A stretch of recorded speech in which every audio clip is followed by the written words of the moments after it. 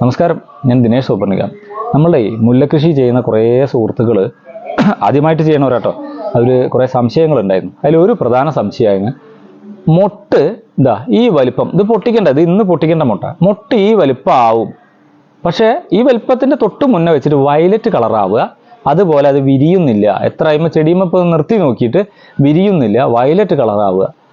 മുട്ടിങ്ങനെ അത്യാവശ്യം വലുപ്പത്തിലേക്ക് എത്തുന്നുണ്ട്, മുഴുവൻ പൂർണ്ണ വളർച്ച എത്തില്ല, അതിൻ്റെ മുന്നേ തന്നെ അത് വയലറ്റ് കളറായിട്ട് കൊഴിഞ്ഞു പോവുക. ഇതാണ് അവരുടെ പ്രശ്നം.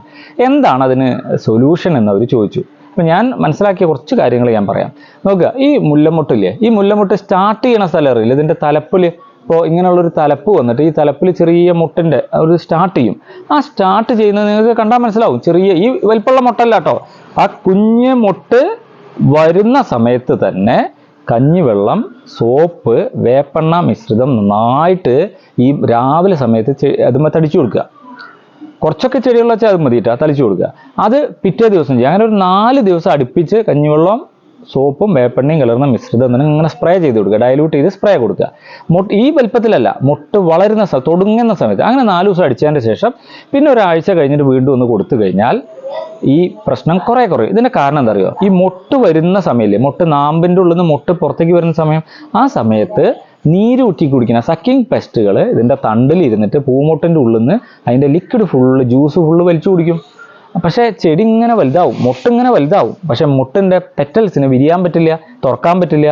തുറക്കാൻ പറ്റാതെ അതിൻ്റെ ഉള്ളിൽ ചൂട് കൂടി വരുന്ന സമയമാകുമ്പോഴേക്കും നീരൂറ്റി കുടിക്കലും ഈ ചൂട് കൂടുതൽ ആവുന്നത് കൊണ്ട് മുട്ട് വയലറ്റ് കളറായി കൊഴിഞ്ഞു പോകും. ഇതാണ് ഒരു മാർഗം. ഇനിയല്ല, കൂടുതലായിട്ട് കൃഷി ചെയ്യുന്ന ആളുകളാണെങ്കിൽ മരുന്ന് വിൽക്കുന്ന കടകളിൽ പോയി കഴിഞ്ഞാൽ ഈ സക്കിങ് പെസ്റ്റിനുള്ള മരുന്ന് കിട്ടും. അത് കഞ്ഞിവെള്ളവുമായി മിക്സ് ചെയ്തിട്ട് ലൈറ്റായിട്ട് ഇങ്ങനെ നമുക്ക് ഹാംഫുൾ ആവാത്ത മെഡിസിൻ മേടിക്കുക, ഓർഗാനിക്കോ കെമിക്കലോ നിങ്ങളുടെ ഇതിനനുസരിച്ച്. പക്ഷേ സേഫ് ആവണം നമ്മുടെ ശരീരം, അതേപോലെ ഗ്ലൗസ് എല്ലാം ഒക്കെ സേഫ്റ്റി ഉപയോഗിച്ചിട്ട് ലൈറ്റായിട്ട് ഇതേപോലെ രാവിലെ സമയം. ഇതും പല ആൾക്കാർ തെറ്റ് ചെയ്യണം. എപ്പോഴറിയോ, ഈ മുട്ടൊക്കെ ഇത്ര വലിപ്പമാകുമ്പോൾ മരുന്ന് കൊടുക്കും, ഓർഗാനിക്കായാലും കെമിക്കലായി. ഈ സമയത്ത് ഒരു കാര്യമില്ല, മുട്ട് തുടങ്ങുന്ന സമയത്ത് നിങ്ങളൊന്ന് ചെയ്തു നോക്കൂ, നിങ്ങൾക്ക് നല്ല റിസൾട്ടായിരിക്കും. അപ്പോൾ നിങ്ങൾക്ക് ഈ പറഞ്ഞ വിവരം നിങ്ങൾക്ക് ഉപകാരപ്പെടുന്നു തോന്നുന്നുണ്ടെങ്കിൽ മാത്രം നിങ്ങളുടെ സുഹൃത്തുക്കളുടെ അടുത്തേക്ക് ചാനലിൻ്റെ ഡീറ്റെയിൽ ഷെയർ ചെയ്യുക. താങ്ക്